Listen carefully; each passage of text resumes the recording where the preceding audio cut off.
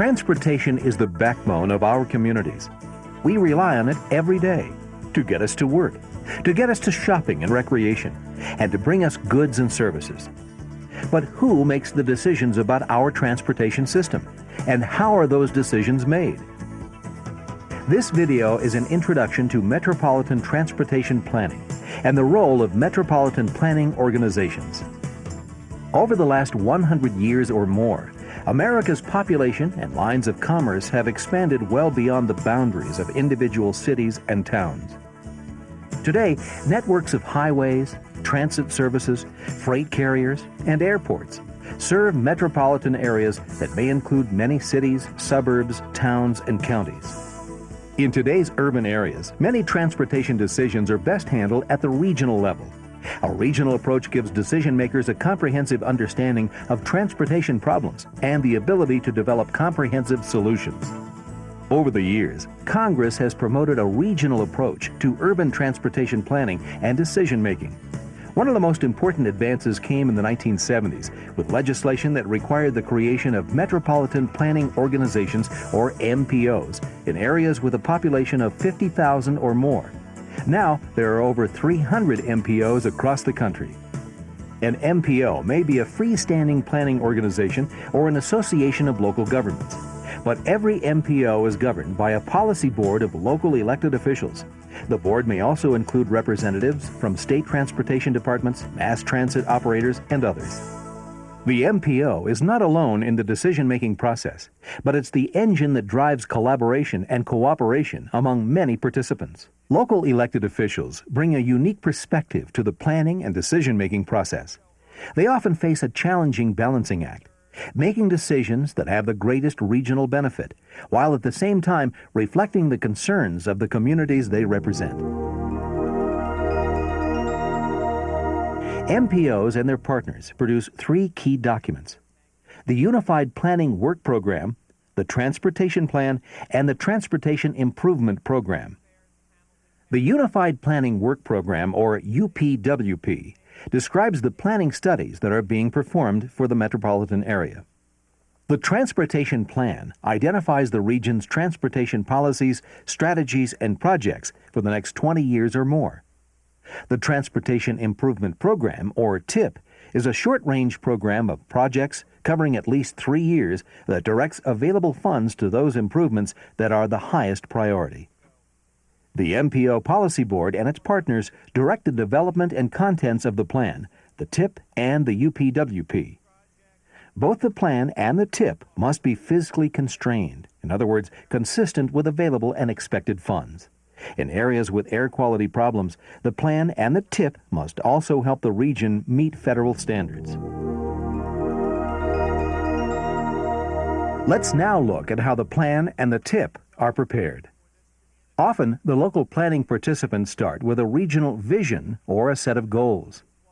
This vision expresses what the region would like to become, perhaps 40 or 50 years in the future. Well, important elements of a long-range plan are obviously in a strong statement of goals and values. What is it that we're after in the transportation system of the future?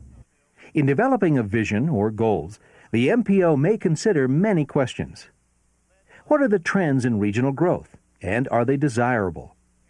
How well is the transportation system performing? Do existing plans deal with current and expected problems? Can the transportation system support the kinds of future development that the region desires? When the vision and goals are in place, the MPO and its partners are better able to identify transportation problems and needs. These can include declining mobility, increasing congestion, poor access to jobs and neighborhoods, unhealthy air, or inconsistency with proposed economic development. An understanding of these problems allows the MPO and its partners to identify alternatives to improve transportation. Alternatives may include new policies, operational strategies, or capital projects. Some may help the existing system work better. Others may expand or build new transit lines, highways, and other facilities. Another round of questions is asked in assessing the impact of alternatives. How well does each alternative address the region's transportation problems? What are the likely impacts on neighborhoods and the environment? How much do the alternatives cost? Are the funds there? And is this the best use of available resources? The answers to these questions help the board choose the best alternatives. By adopting the transportation plan, the board establishes the policies, strategies, and projects that the region will pursue. To develop the TIP, priority projects are drawn from the adopted transportation plan and matched with available funding. Once adopted by the MPO, the TIP is submitted to the state and becomes part of the statewide Transportation Improvement Program. But the process doesn't end here. Projects and strategies in the plan and TIP undergo further development, often including engineering and environmental studies. Also, many MPOs monitor the implementation of the plan and TIP, study how well the plan is working, and make periodic adjustments. Federal rules require that the plan be updated and readopted every 3 to 5 years, and the TIP every 2 years. Long-range planning, it is an ongoing process. It's not etched in stone, and many people don't realize that, and new board members don't realize that either, that it's not a plan that's etched in stone, that it's constantly in an updating process. Agency and public involvement is a key activity in every step of the planning process. The public refers to a variety of individuals, agencies, and organizations, each with different interests and levels of involvement. Many different approaches are used to inform and engage other agencies and the public. Our public participation is not just at the MPO level, and that's one of the things we try to emphasize at the municipal level. It is not just the MPO calling a meeting, no. It is the MPO participating in other meetings and forums that may have been called by other, whether city or state agencies. Transportation planning continues to evolve. New issues are emerging that demand innovation and creativity from MPOs. Many MPOs today are working with other local and state agencies and the private sector to provide multimodal systems that give people more choices. Transit, carpooling, bicycling, walking. Better connections between highways, transit, airports, freight, and other modes of transportation can make the entire system work more efficiently. We can't solve our transportation problem in key corridors just by widening the roads anymore. We have to provide some additional modal opportunities for the traveling public. And by focusing on rapid transit in conjunction with roadway improvements, we think we can add significant capacity for the traveling public. Coordinating transportation and land use can be challenging. While transportation decisions are made at the state and regional levels, most land use decisions are made by local governments and private developers. The MPO may be the only place where officials from different jurisdictions can coordinate land use and transportation planning for the region as a whole. Many MPOs are partnering with state transportation departments, transit operators, and other agencies to preserve existing transportation assets and to squeeze more capacity out of their existing systems.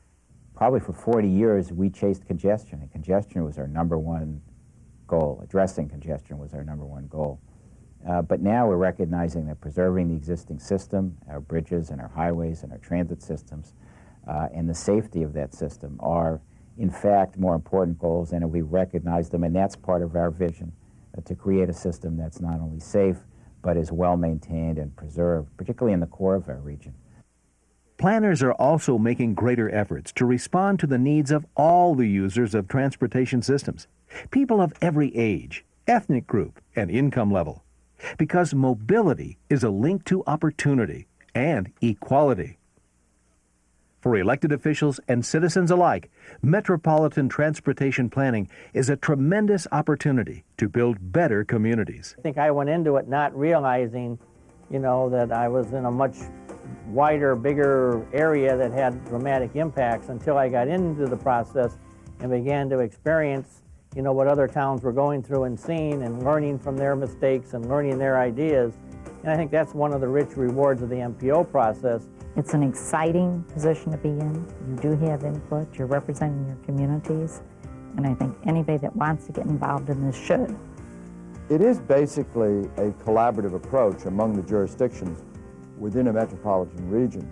There are some federal rules and laws that guide how we have to go through the process, but the real success of MPOs is based on the ability of the leaders of the jurisdictions to be able to collaborate to achieve a common goal.